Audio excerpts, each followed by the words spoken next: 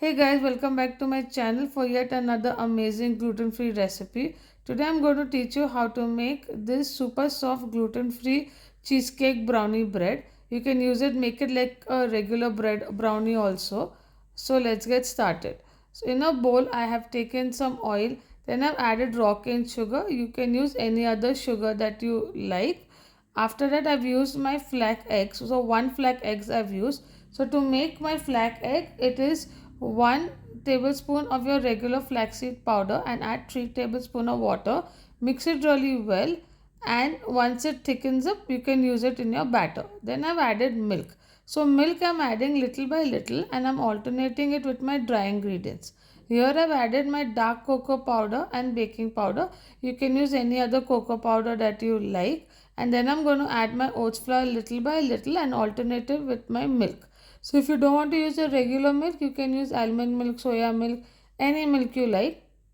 And I have used my raw cane sugar as a substitute for regular sugar. So you can use any other sugar that you like. If you don't want to use refined sugar, raw cane sugar is a really good substitute. You can see how my batter is ready now. So I have used a loaf tin. I have put it with parchment paper, or you can grease it very well. But for the brownie I always prefer adding parchment paper.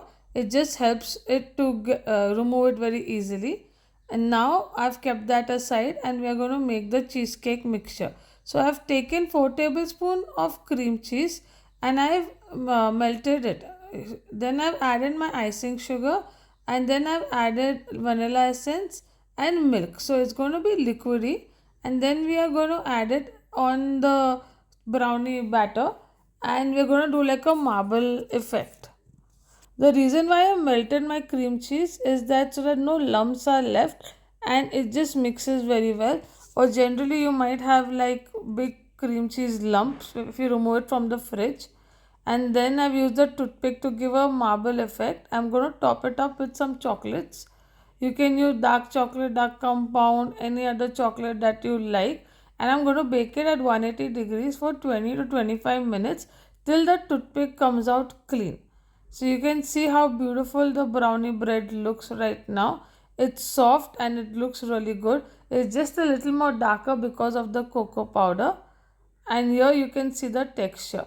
So hope you like this recipe and do follow me on YouTube and Instagram for more such recipes.